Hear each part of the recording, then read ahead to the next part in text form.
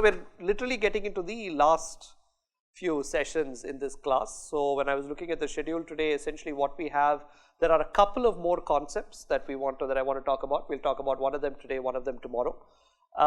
And after that, essentially we will have over the next couple of weeks, we'll have a couple of guest lectures just coming in and talking about how people are actually resolving infrastructure problems. We'll have Parama Roy come back and do another talk on the kind of human-centric design, urban design that they do, stakeholder management, all of that. And we'll also have a couple of classes where we'll have some case studies, right? So Tirupur water supply, Delhi airport, etc.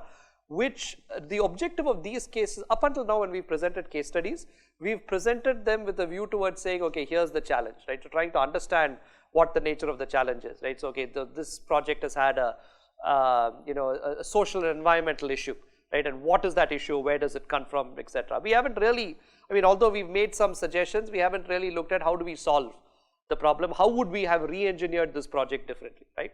So, but going forward, those two classes, I think we might have one of them next week and one of them later. I'll sort of send out an email on that. The idea is we'll be presenting cases which have had problems, okay? But now knowing everything that we know, the idea is that when we present, we come up with, here's what we should have done differently, right? Here is how we should have structured this project so that these problems would not have arisen in the first place, okay? So between a couple of guest lectures, a couple of what I call forensic analysis cases, and essentially a couple of sessions today and tomorrow on new concepts, we're more or less done with the class.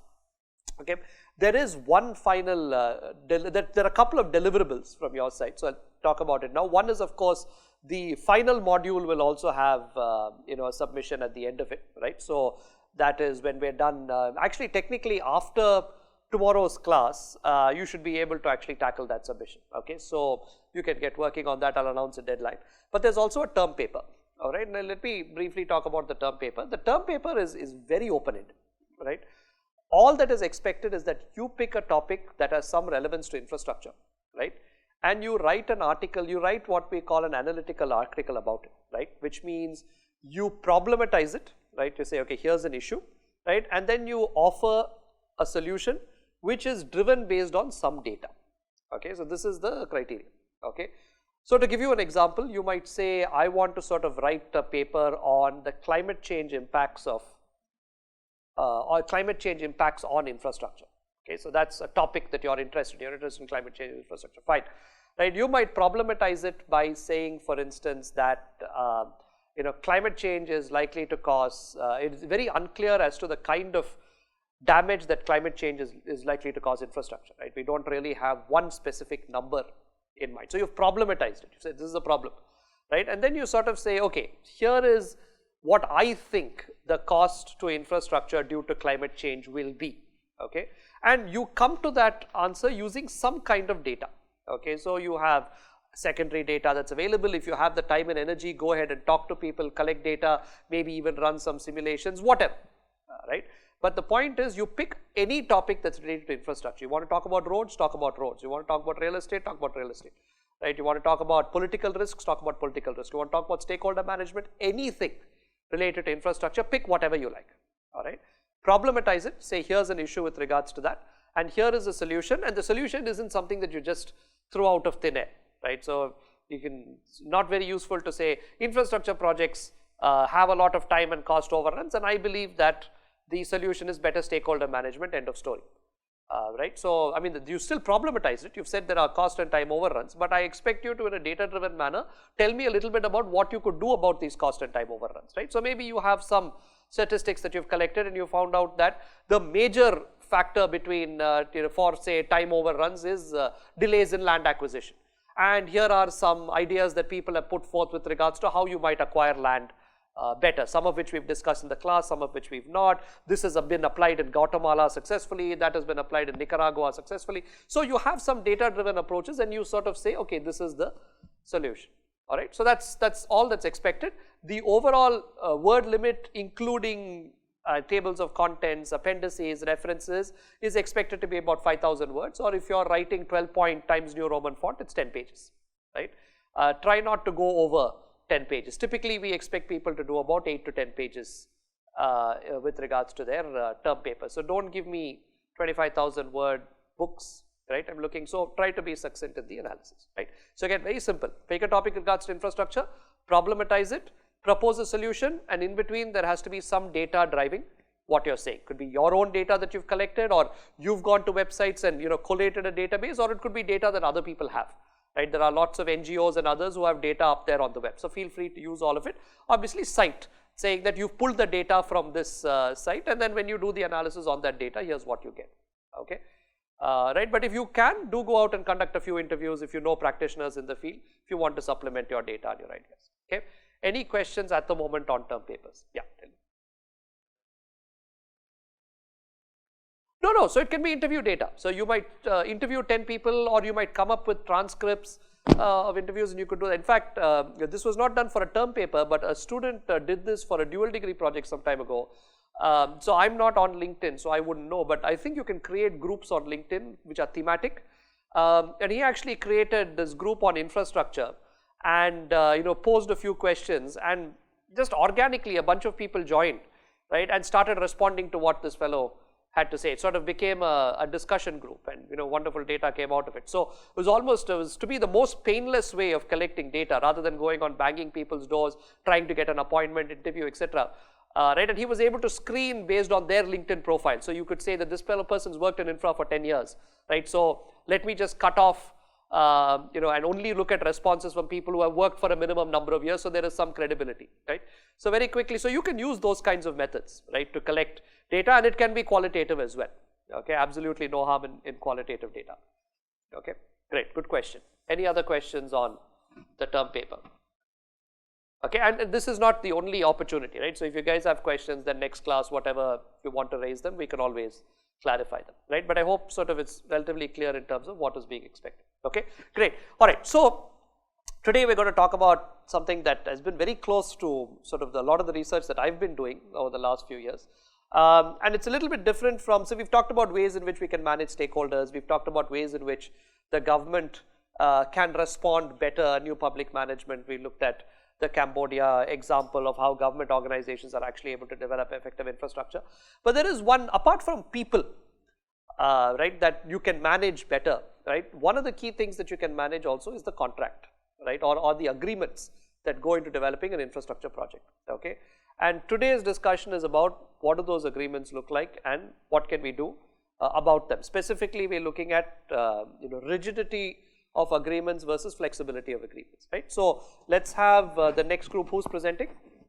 So we will be presenting about the designing for change, the flexibilities that can be created in a infrastructure PPM.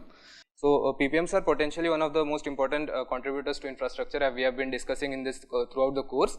Now currently there are more than 1400 projects that have been going around in a variety of sectors, and only 900 of them are being over 900 of them are currently being underway.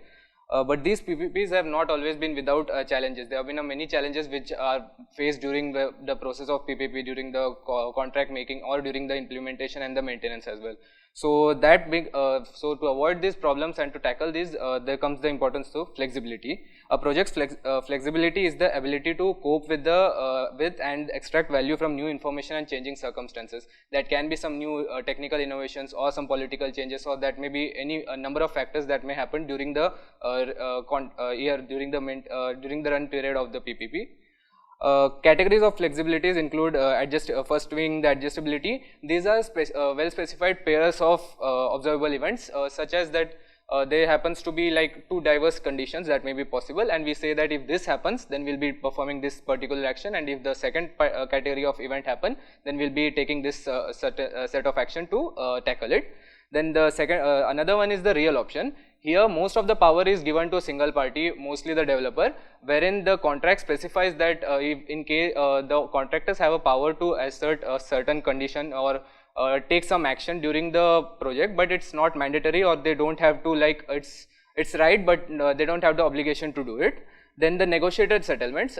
These are the settlements wherein both the public and the private sector, the developer, they come together and they conduct a discussion wherein for any certain issue that is being raised, and then they come to agreement, finalize depending on the discussion, and then implement that to the PPP for the for avoiding the problem.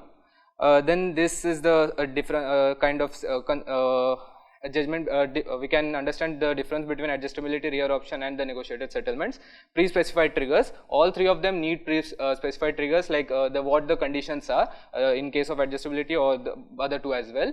Then the determinant of the new arrangement. As I told, in adjustability, set a formulaic solution is already approved. Like if the certain condition happens, then we are going to do this. That's finally fixed.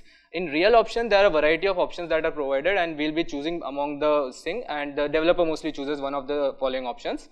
And then finally the negotiated settlements, discussion based on the specifics. Here in negotiated settlements, most of the cases, adjustability and real options are not a viable option. Those are the kind of problems wherein like we won't be able to predict the perfect like what's going to exactly happen, and set a specific tackling a solution in the present itself for the future. So here the discussions need to be made at the specific point when the issue occurs.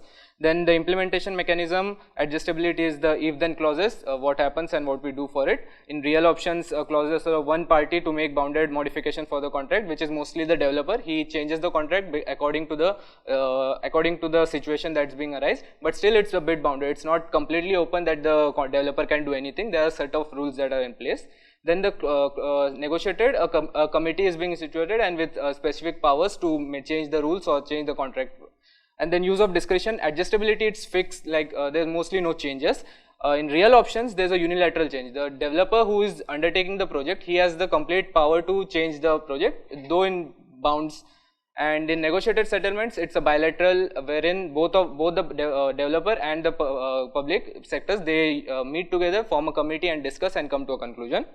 Example in adjustability can be like changing the concession end dates based on the present value of revenue collected. Like this can be set during the starting of the project itself, that at a certain present value of the revenue we'll be changing the concession and changing the concession end dates. If we might shift it closer or we might push it further. And in real options, deferring the concession fee payments, the developer, according to the condition that's being at that particular moment, he might do these changes.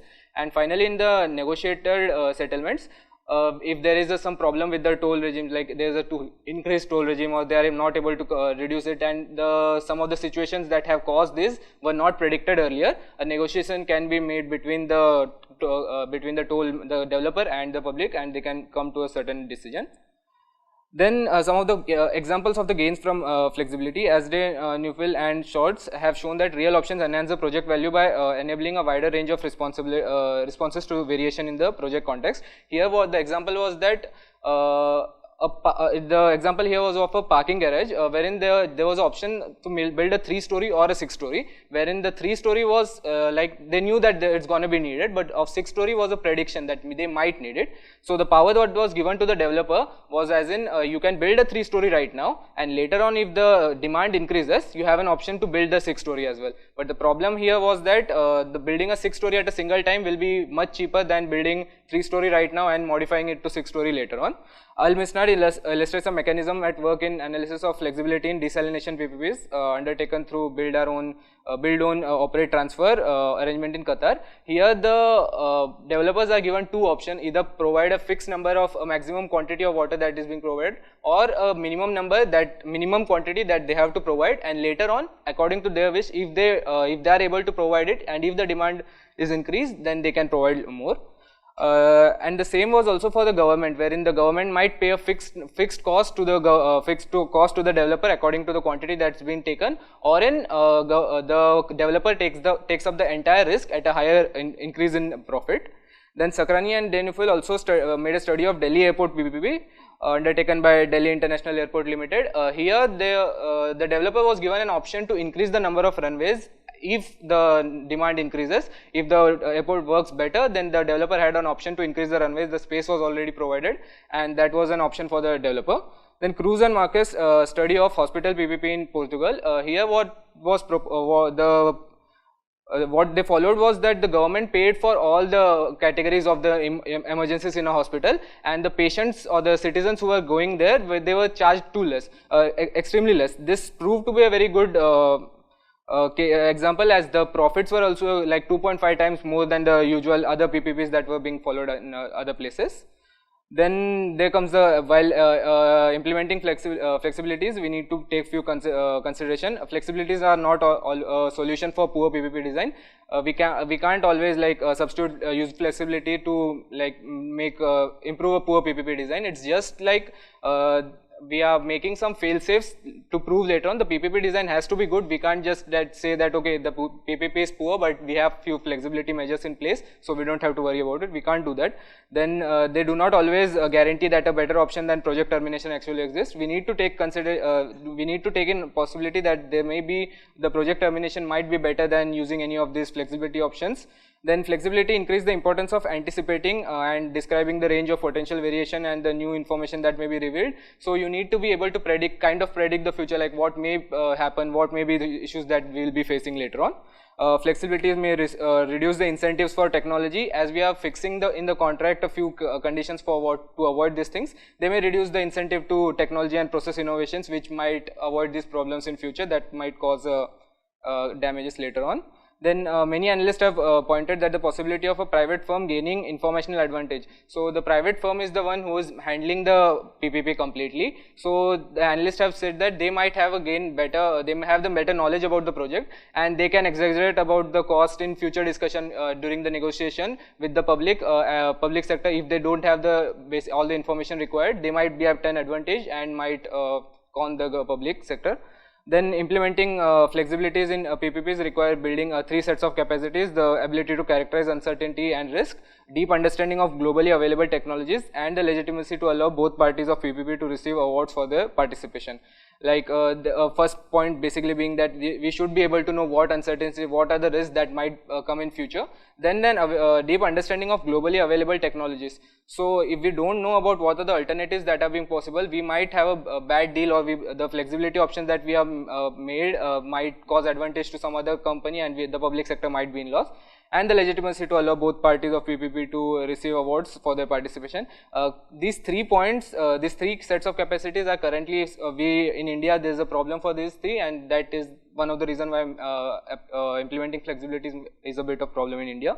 Then use of model contract or standardization. So there may be an option of standardization or customization. In standardization, the fixed set of rules are placed, which might help in like all the developers have to follow a set of rules, but later on there might also be a problem that if one of the project fails, as this standardization has been happened, all the projects following the same rules might also collapse or might fail. And then in customization, there we have an option of experimenting and like changing, arranging it reduces the risk, as we basically divide it among different projects, and all of them have different approaches, and not a simple one set standard, but also there is an arbitrary point in this customization method.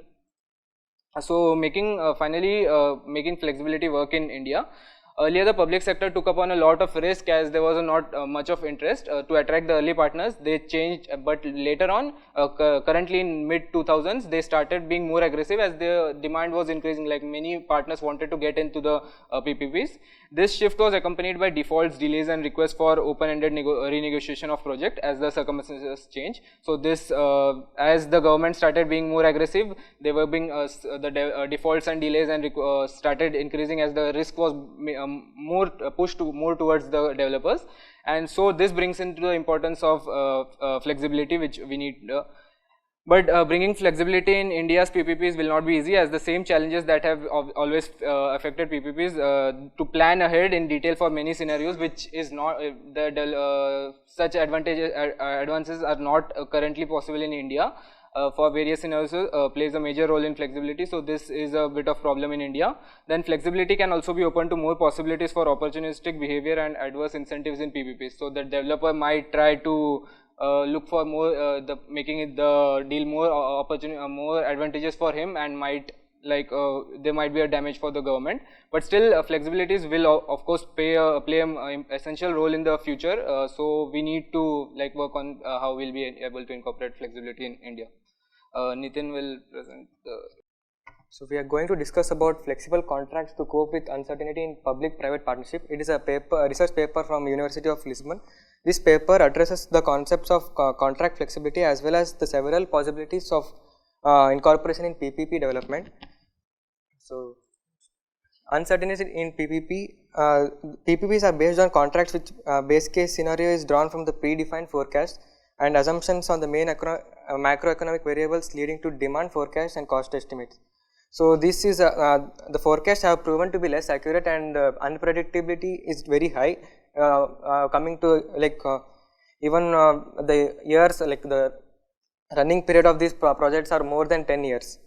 Allowing the concessionaire to adapt under certain boundaries will surely increase the value of the project and lessen the cost and lessen the risk too. If uncertainty is taken as an assumption rather than as a threat, it could be used as an opportunity. So the different authors have classified different uncertainties in PPT. There are different types of classification. One is like ambiguity uncertainty. This is imprecision due to ambiguity in communication, and epistemic uncertainty is lack of data or information to support the model. Aleatory uncertainty is corresponding to the inherent variation in the variables of system, and interaction uncertainties arising from the unknown outcomes of agents. So this paper represents that main sources of these uncertainties are cost overruns, demand and forecasting, and capital cost. Cost overruns are mainly due to the delay in execution and construction of project.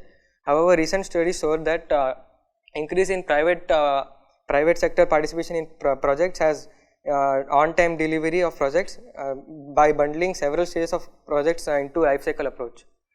Coming to the demand, recent studies again shows that there is an overestimate demand in the large projects. Most of the roads and water projects are mainly negotiated due to optimism in forecast. This may lead to losses in further time. So coming to the relation between flexibility and uncertainty, the flexibility on project, flexibility has two types of implementation on projects. So one is flexibility on the project.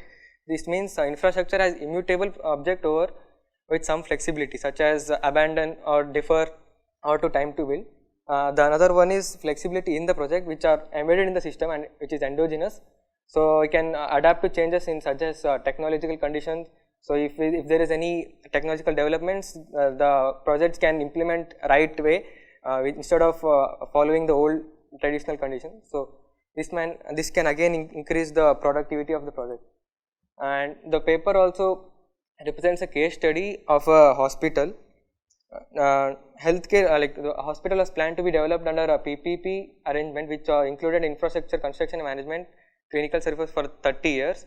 Healthcare is one of the most uncertain projects both in demand and supply, because we are not able to predict how is the health conditions of the patients further in coming years, and also in technology condition. There may be some technological developments which can compete with the existing PPP. So this project was like this case study was carefully taken so that volatility is very high for this project. The service here was used almost free and covered by the government subsidies, and was calculated on the basis of amount of service done by the concessionaire. So therefore, the model considered that the remuneration is based on level of service provided, meaning that each treatment grantor pays the concessionaire on service basis. In this contract, an option was such that instead of a predetermined expansion plan, the concessionaire holds the option to decide whether the production line to be increased or not after some certain period of time. So here is a difference between inflexible and flexible contracts. Investment plan is predetermined when contract is signed. The increase in capacity is to be made as per agreement, which is in priority, and it doesn't depend on the demand if it is too high or very low.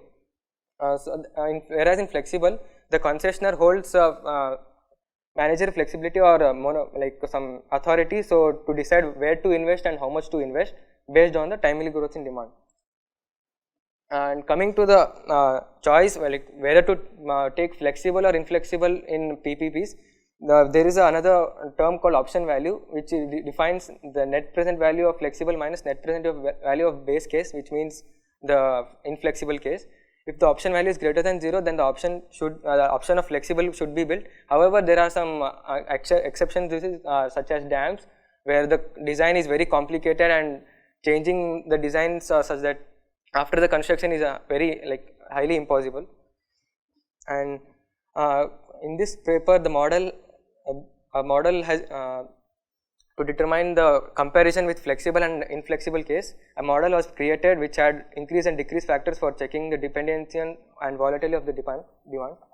Discount rate was calculated as per WCC in the cash flow, and so they assumed that there are some probability distribution in the construction cost itself. So there were several NPVs calculated both in traditional and flexible cases based on the probability distribution of input variables, and using a Monte Carlo sampling technique, they found out the distribution of both flexible and inflexible cases. So here is the conclusion. The result from this thesis, the flexible contract design has increased the concessionaire manager flexibility and also increased the economic value of the project.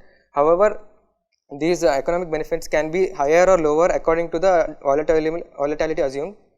If the degree of uncertainty is higher, benefits of using flexibility is also higher. However, if the volatility is lower or non-existent, both flexible and inflexible contracts are equivalent. And we can see from the graph that for every cumulative probability, the flexible case is always yielding higher NPVs than the inflexible case. Even the expected value for the hospital project was 33.9 million euros for flexible case, whereas for inflexible it was only for 13.17. And so as I mentioned, if volatility is low, the switching costs are high, then the option of using flexibility might not be worthy. Okay, so thanks to both of you for very detailed presentations. So the mechanics that Nitin just presented, well, I'll talk about them again a little bit more, but this is not something that you can just read, right? It's one of those things where you have to open up an Excel spreadsheet and do, which is exactly the purpose of the other class that I want to do in the evening, where essentially where we have that, we will do exactly what you see here. You've got the inflexible case, right, where essentially you have, in this case, you have a predetermined agreement about expansion irrespective of whether there is enough demand or not, right? And this applies for a hospital here, it could apply for a road elsewhere, right? It's almost like saying, I'm going to build a 2-lane road and then I want you to expand it to a 4-lane road, right, in 6 years, right? Why do I want you to expand it to a 4-lane road, right? What is the logic behind that? Right, so the assumption is over a period of time demand will pick up and I want you to sort of expand it, right? But that is an assumption, right? So for all I know, demand might pick up within the 3rd year itself, or it might take 12-15 years, demand might never pick up, right? So the inflexible option is to say, let's go ahead and expand in year 6, part of your contract, right? The flexible option is to say, look, the concessionaire holds the managerial flexibility to decide how to invest, right, based on timely growths in demand. Right? In other words, all I want you to do is make sure that the congestion level remains below something, okay. So you now have the ability to decide when to expand, okay. So maybe it's in year 3, maybe it's in year 5, maybe it's in year 8, maybe it's never expand, maybe it's build the 4-lane right up front because you feel there is so much demand, right. So that's flexibility, okay. But how do we actually compare these? We'll have to sort of look at the cash flows for both sides. What happens if investment comes in now, comes in later? There are obviously a number of different scenarios. These are all probability based, right, because the potential for me to hit that traffic in year 6, there's a certain probability associated with it, right? So there's possibly some other probability associated with hitting it in the first 4 years, in the last 10 years. And therefore you have techniques like Monte Carlo. You had Monte Carlo somewhere on these slides, no? Or did you just mention that? Maybe you just here we go. You have probabilistic techniques like Monte Carlo analysis that you have to use to figure out how to model, because there is no determinacy in any of these, right? It's all hypothetical scenarios, right? So I need to use some probability statistics, Monte Carlo kind of approaches to be able to model these scenarios and then decide what works best, right. So, we will talk a little bit about this. So, we will actually do a hands-on exercise. We will open up Excel spreadsheets at some point. I have a very similar one which I have borrowed from MIT, similar sort of question that we can actually start working on, alright. But we will get back to, so thanks, but let us sort of get back to this. Okay, so both presenters spoke about flexibilities, right, on projects. So, simple fundamental question, why do we need flexibility in a project, in an infrastructure project? Why do we need flexibility? Okay, and why will it not stay relevant for a long time if there is no flexibility? Okay, so yeah, so there could be changes in demand, there could be changes in technology, good, yeah, so absolutely. Any other additions to that? Changes in preferences, right. So, anyway, so what you guys are getting at is the state of the world does not remain constant, right. The state of the world keeps changing, right, and therefore, in order for the project to stay relevant, right, the project needs to keep changing as well, right. That is just logic, that is just common sense, right, does not take a rocket scientist to figure that out, right, and therefore, I need to have some amount of flexibility on a project, right, particularly if the duration of the project is very long. Right, if I am going to do a project for a very short period of time, right. So, for instance, I don't know, cell phones for instance, right, people seem to tend to use them for about a year or laptops even, right, a year, a couple of years, and then you sort of end up changing, etc. So, I might be forgiven for designing a phone for a specific set of uses without necessarily putting in a lot of flexibility, because I know that in a couple of years you are going to shift anyway, right, and that technology will change, you will have a completely different phone, right. So, this particular phone need not necessarily adapt, right, because of the nature of that kind of technology, right. On the other hand, when you look at a bridge, right, or a road or a power plant, these are not things that you are going to redesign every 2 years, right, as demands change, right. These are things that are ideally the costs are so high that when you put them in, you want them to run for minimum 30 years, at least those are concession periods for public-private partnerships. But if you look at the design life of the asset, it's probably 50, 70 years. I mean, 30 years the contract you're awarding, but you want the asset to be relevant for 50, 70 years, and over that time period, right, the number of things that can change with regards to the world are very, very high, right. So, I don't know if I've done this hypothetical thought exercise in the class, but typically what is the duration of a public-private partnership contract concession, right? What's the most common, right? 30 years, okay, roughly 20 years, 30 years, let's just say 30 years for now, right? Most of these contracts are given for 30 years. Now, let's say I write an inflexible, I do something inflexible, right? I come up with a project design and I come up with a project contract that's not flexible. What does that mean? That means in 2018, I am writing something which should hold in 2048. Right. So, in other words, I am saying I can predict the state of the world in 2048, right. So, I am writing an agreement, alright. So, let us just reverse that, okay. Instead of going plus 30 years, let us go minus 30 years, right. Let us go 2018 not to 2048, let us go 2018 to 1988, alright.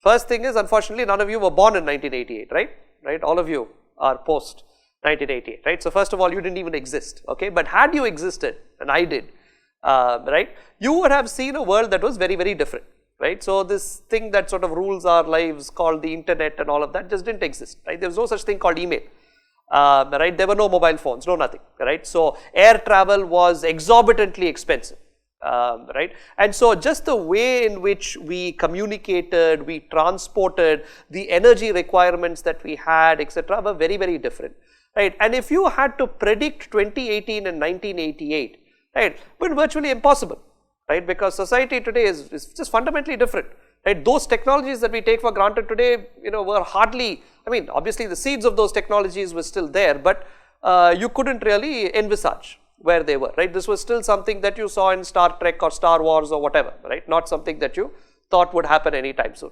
So, just put yourself in the shoes of a decision maker in 1988, trying to predict what the world would have been like in 2018. Right, most likely they would have gotten it completely wrong. That's exactly what we are asking everyone to do today. Put yourself in 2018 and predict till 2048, right. So, the point is the world changes, right.